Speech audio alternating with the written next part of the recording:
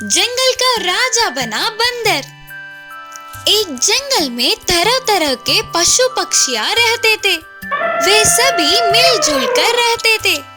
कुछ छोटी सी भी जरूरत पड़े तो एक दूसरे की मदद करते थे। उनका बहुत समय से ही राजा नहीं था। उन सभी ने सोचा कि उनका एक नायक होता तो अच्छा होता। ऐसे सभी पशु पक्षियां नायक को चुनने के लिए इकट्ठा हुए और किसको राजा के रूप में नियुक्त करे करके चर्चे चल रहे थे। सभी ने अपने विचार व्यक्त किया। हिरन ने कहा, हम सभी अपने अपने कला का प्रदर्शन करेंगे और जो भी सबको अच्छा लगता है वही राजा बनेगा। बोली हिरन। जैसे हिरन ने कहा वैसे करेंगे तो ठीक रहेगा, बोली पक्षी। इसके लिए सबके मानने पर मुकाबला शुरू हुआ। ऐसे कई पशु पक्षियों ने अपनी कला का प्रदर्शन किया। आखिर में एक बंदर आगे आकर अपने विचित्र विचित्र कला से नाचने लगा। ये देख सभी हंस पड़े। बंदर के कारनामों से प्रसन्न होने वाले पशु पक्षियों ने उसे अपने राजा के रूप में चुना। लेकिन ये सब लोमड़ी को अच्छा नहीं लगा। लोमड़ी ने सोचा, राजा के कुछ लक्षण होते हैं, बुद्धि और बल में सबसे आगे होना चाहिए, और यहाँ देखो एक बंदर राजा बना है। एक दिन वह लोमड़ी के खाने के लिए जंगल में घूमता हुआ शिकारी के द्वारा बुनी हुई जाल को देखी। उस जाल के बीच में एक बड़ी सी रोटी थी। बहुत भूखे होने के बावजूद वह लोमड़ी उस खाने के पास ना जाते हुए जल्दी जल्दी बंदर राजा के पास भागती हुई गई और बोली, राजा, आपका ये सेवक आपको एक तोहफा देना चाहता है। अगर आप मेरे साथ आओगे तो मैं आपको बहुत स्वादिष्ट भोजन मिलने की जगह दिखाऊंगी। स्वादिष्ट भोजन का जिक्र सुनते ही बंदर के मुंह में पानी आ गए और तुरंत लोमड़ी के साथ गया। लोमड़ी बंदर को उस जाल के पास ले गई। उसकी बीच की रोटी दिखाते हुए बोली, ये लो राजा, ये रोटी आपकी है, इसीलिए मैंने उसे छुआ तक नहीं। जाकर मजे लो। विनम्रता से बोली लोमड़ी। आगे पीछे कुछ भी ना सोचते हुए बंदर जाल में कूद गया और तुरंत शिकारी के जाल में फंस गया। अपनी मासूमियत से फंसने वाले बंदर राजा को वही छोड़कर हंसते हुए चली गई लोमड़ी। इस कहानी की सीख है कि राजा बनने के लिए बुद्धि और बल का होना बहुत जरूरी है। भेड़िए को सबक सिखाने वाला बकरी। एक जंगल में एक भेड़िया था। वह बहुत ही चालाक था। कोई भी छोटा जानवर दिखा तो उसे नहीं छोड़ता था। अगर कोई अपनी बुद्धि का प्रयोग करने की कोशिश किया तो ये उससे भी बड़ी चाल चलकर मार के खा जाता था। उसी जंगल में एक छोटे से घर में बकरी अपने तीनों बच्चों के साथ रहती थी। उन सब के घास चरने बाहर आने वाले बकरी और उसके बच्चों को देखते ही उसके मुंह में पानी आ जाते थे। अरे बकरी के बच्चे तो बहुत नरम नरम है रे। माँ बकरी के बिना अकेले किसी न किसी दिन तो दिखेंगे ना, तब देख लूंगा इन्हें करके सोचता था। उन बकरी के बच्चों को खाने की अक्सर भेड़िया कोशिश करता था, लेकिन हमेशा माँ बकरी के साथ होने से वह कुछ भी नहीं कर पाता था। एक दिन माँ बकरी को काम से बाहर जाना पड़ा। फिर माँ बकरी ने जाते जाते कहा, बच्चों ध्यान से सुनो, मेरे अलावा कोई भी आए तो दरवाजा मत खोलना। बोलते हुए कुछ सावधानियां बरतने को बताकर चली गई। ये सब कुछ छुपकर भेड़िया देख रहा था। आहा, यही अच्छा मौका है रे। माँ बकरी के लौटने से पहले ही किसी भी तरह से बकरी के बच्चों को खाना ही होगा। माँ बकरी के जाने के थोड़ी देर बाद भेड़िया बकरियों के घर जाकर बोला, मैं हूँ बच्चों, तुम्हारी माँ। दरवाजा खोलो बच्चों करके बोला। तो अंदर के बकरी के बच्चों को वह आवाज अपनी माँ की नहीं लगी। तो बच्चों ने कहा, तुम हमारी माँ नहीं हो, हमारी माँ की आवाज ऐसे नहीं होती। तब भेड़िया वहाँ से चला गया। थोड़ी देर बाद दूसरी चाल से फिर से आकर बकरी की आवाज बदलकर बोला, दरवाजा खोलो बच्चों। माँ वापस आ गई करके दरवाजे के छेद से बच्चों ने देखा तो उसके पैर काले रंग में दिखे। बच्चों ने कहा, तुम हमारी माँ नहीं हो, हमारी माँ के तो सफेद पैर होते हैं। तब भेड़िया ने सोचा, अरे क्या रे, ये तो बच्चे करके सोचा तो ये मुझसे ज्यादा चालाक हो रहे हैं।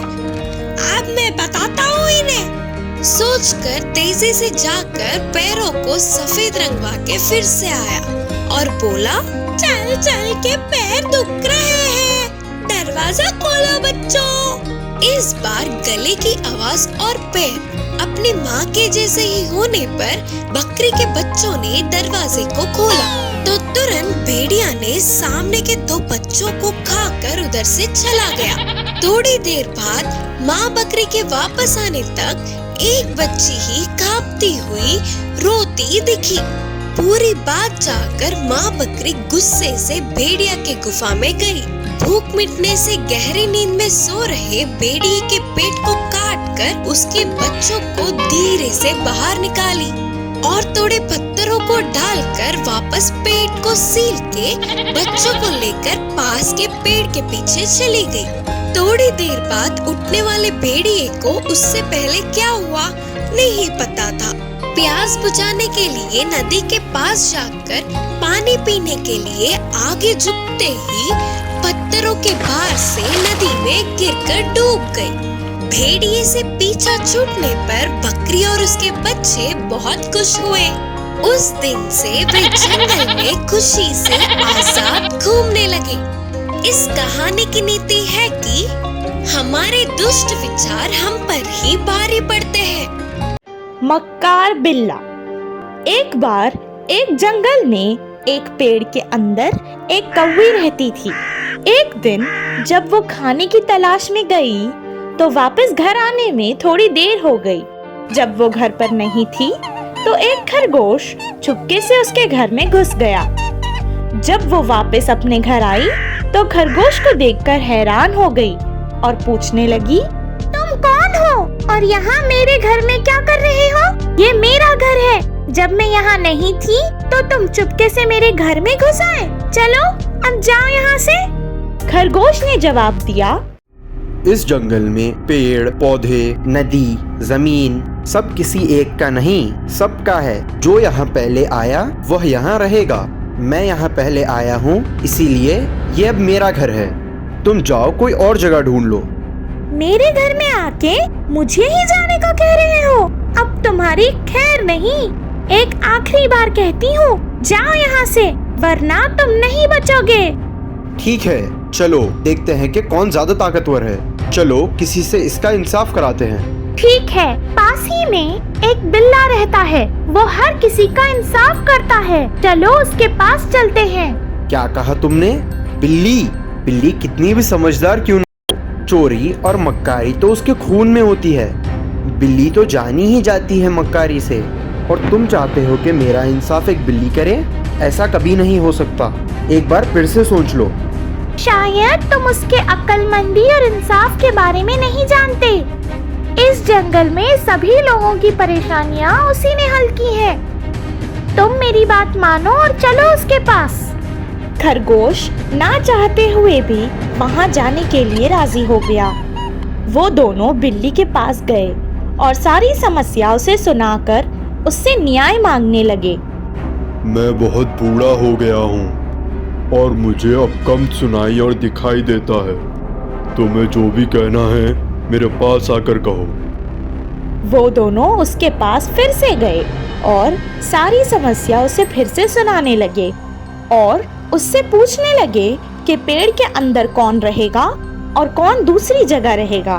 तभी बिल्ली ने कहा, मेरे प्यारे दोस्तों, जितने भी अच्छे से रह लो। आखिर एक दिन सभी को मरना है। हमारे साथ जाने वाले हमारे अच्छे कर्म ही होते हैं। कुछ भी हो जाए, तुम दोनों हमेशा अच्छे काम ही करना और कभी बुराई का साथ मत देना। जब तक जिंदा हो हमेशा एक दूसरे के साथ अच्छे से रहना। और इतना कह के वो धीरे धीरे उनके पास आने लगा और एक ही झपटे में उन दोनों को अपने पंजे से पकड़ लिया और इनका शिकार कर लिया। इस कहानी से हमें ये शिक्षा मिलती है कि मक्कार लोगों को कभी भी अधिकार नहीं देना चाहिए। मुर्गी और बतख। एक बार एक गांव में एक मुर्गी रहती थी। एक दिन वो जब खाने की तलाश में नदी के पास आई तो एक बतख ने उसे देखा और उसके पास आई और कहने लगी, ओ मुर्गी, क्या तुम मेरे साथ खेलोगी? मुर्गी ने बहुत घमंड से जवाब दिया, मैं और तुम्हारे साथ खेलूं? ना बाबा, मुझे तो अकेले खेलना ही पसंद है। वहीं पास से एक भेड़िया गुजर रहा था। जब उसकी नजर मुर्गी पर पड़ी तो उसके मुंह में पानी आ गया और उसका शिकार करने के लिए वो मुर्गी के पास आने लगा। मुर्गी ने भेड़िए को देखा पर वो कुछ कर नहीं सकी क्योंकि आगे पानी था तो पीछे भेड़िया। बेचारी डर कर यहाँ वहाँ देखने लगी। तभी वहाँ बतख आई और कहने लगी, जल्दी से मेरे ऊपर बैठ जाओ, मैं तुम्हें यहाँ से नदी पार करा दूंगी। मुर्गी उसकी बात मानकर तुरंत उसके पीठ पर बैठ गई और वो दोनों नदी के उस पार जाने लगे। भेड़िए ने उसे देखा और वो बहुत उदास हो गया और वहाँ से चला गया। मुर्गी बतख से कहने लगी, मैंने तुमसे खेलने के लिए मना कर दिया था और तुमसे बहुत बुरे लहजे से बात की थी, मुझे माफ कर दो।